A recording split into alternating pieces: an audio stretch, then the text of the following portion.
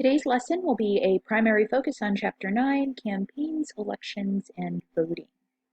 We'll take a look at elections and the act of voting, taking a look at nominations, types of elections, what a referendum, initiative, and recall are, and ballot types and design. Let's decipher the different types of elections, starting with primary elections and caucuses. Both of these types of elections are nomination elections, but they're run differently. In a primary election, voters decide which nominees the political party should run in the general election. Some states hold caucuses instead. This is where a meeting of party members come together and they elect delegates to the national convention who then select the candidates. Caucuses can also be used to narrow down the individuals who are seeking the nomination by having conversations and discussions on who the best candidate to push forward would be. In an open primary election, any registered voter can vote in any party's primary. There are no restrictions. In a closed primary, which is most typical, voting in a party's primary is limited to registered members of that party.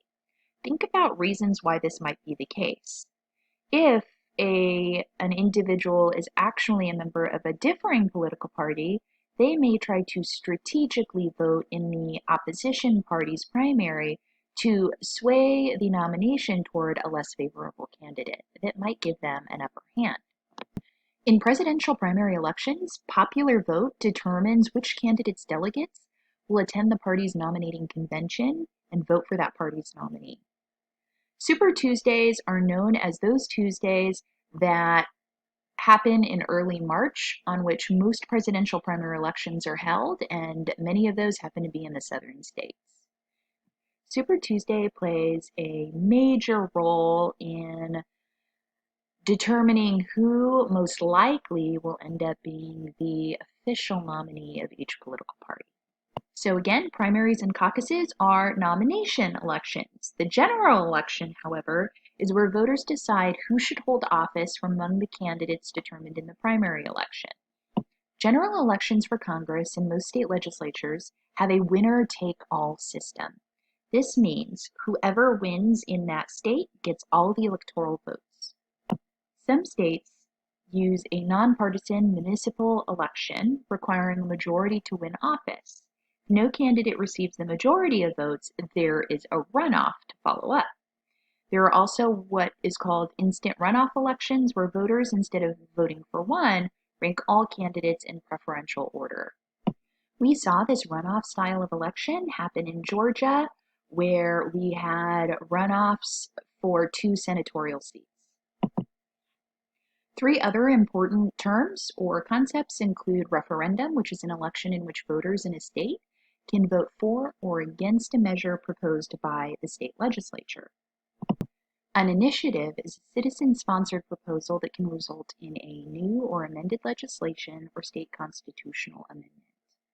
The initiative process usually requires that 10% of the number of voters in the previous election in that state sign a petition agreeing that the proposition, which is a proposed measure, should be placed on the ballot. A recall is a special election. It's typically citizen-sponsored, like an initiative, in which voters can remove an office holder before their term is over. Now, this recall is more specific to states, as we don't see the same authority given to the people when it comes to federal positions. So again, all of these examples are ways that we can look at being able to directly impact elections. The people vote with ballots, and ballots have definitely shifted and evolved over time.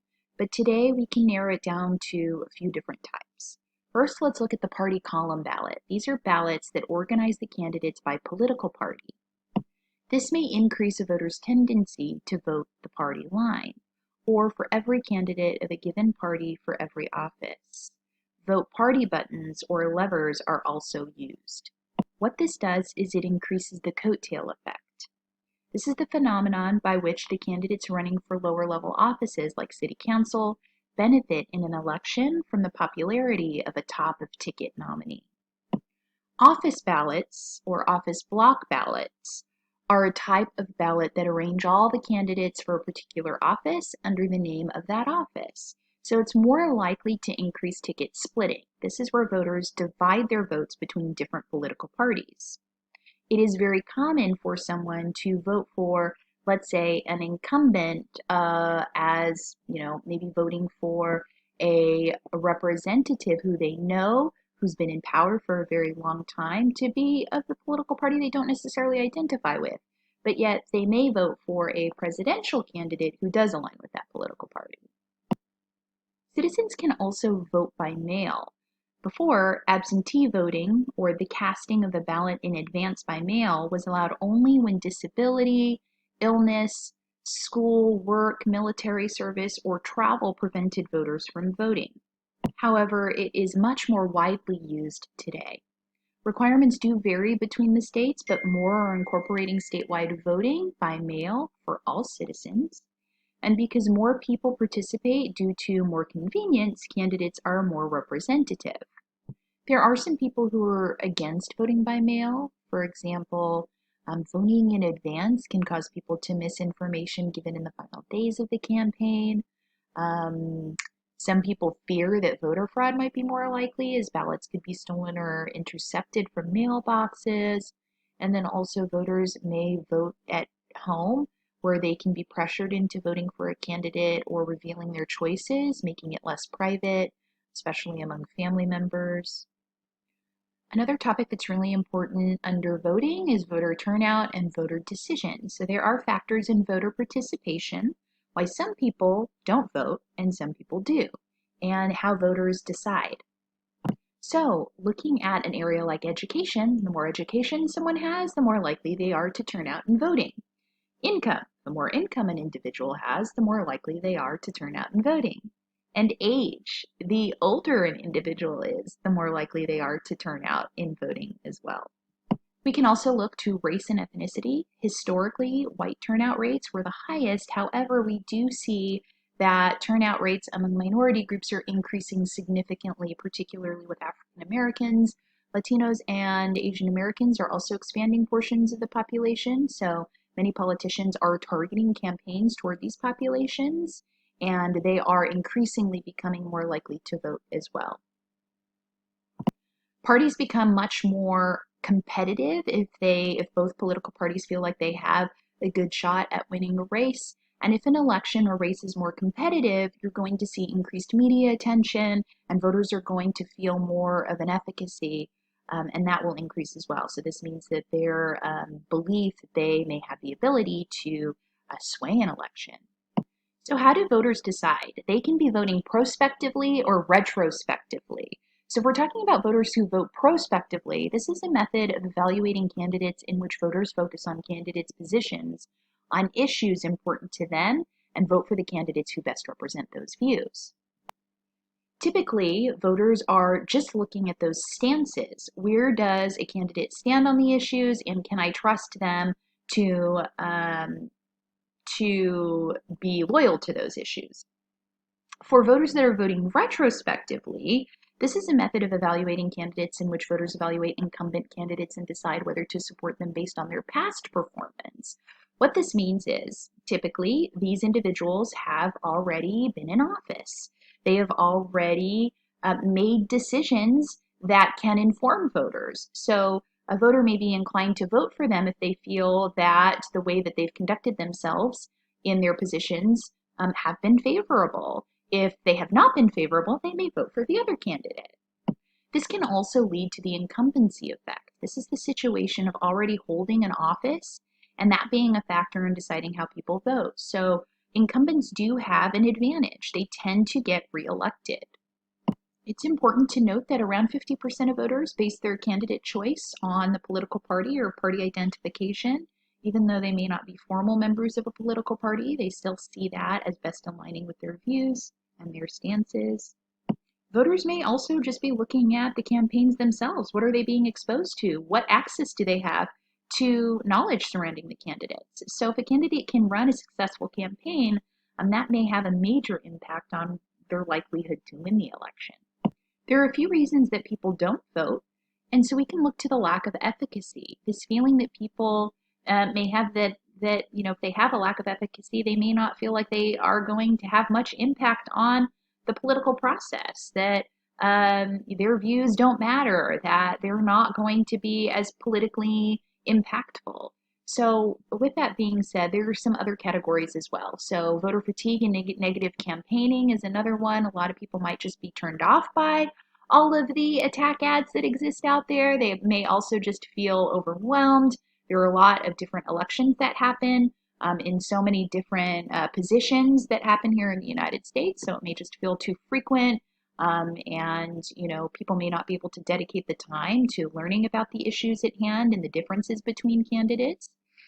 Campaigns can be long and drawn out, leading to voter fatigue, and that's the condition in which voters grow tired of all candidates by the time the election day arrives. Also, looking at the structure of elections. Voting and registration is complicated, and it could also happen during the weekdays where it's not most convenient for working class people. The Motor Voter Act was an attempt to try to encourage more people to register to vote, but it did fail to solve this. We still didn't see the vast increases in voting that many had hoped it would elicit. And then also with the two-party system, many would say that they don't feel represented, or that it may be pretty obvious as to whether or not their state is more aligned with a specific political party, and whether or not they have the ability to shift that in any way.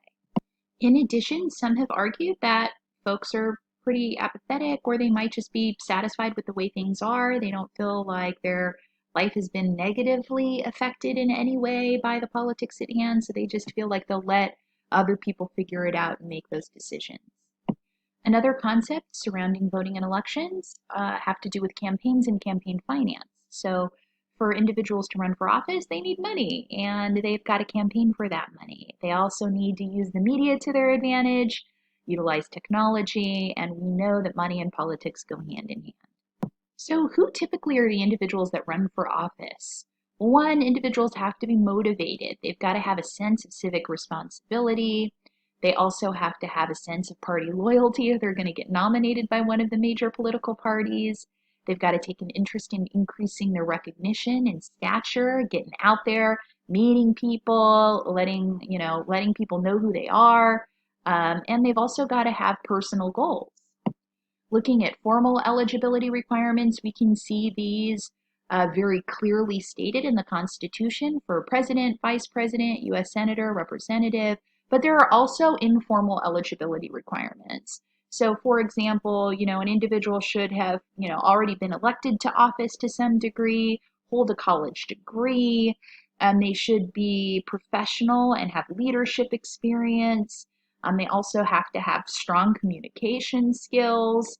And so those are just some examples of some informal eligibility requirements. We also see, in all the former presidents that we've had anyway, they tend to be white, they tend to be Protestant Christian, they tend to have law or business degrees, they tend to have military experience. It's more favorable to have, executive experience, to be a former governor, for example. But those are just some things that could be considered informal eligibility requirements. Now, of course, to clarify, I'm not insinuating that these should be informal eligibility requirements, but they tend to, looking back on past presidents, for example, this tends to be what's reflected in their qualifications and their characteristics.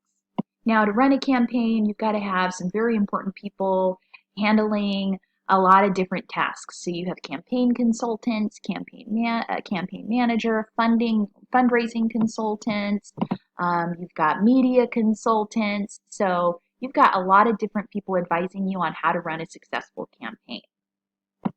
When running campaigns, individuals have to be concerned with finance laws that they have to adhere to, that are usually set by the Federal Elections Commission.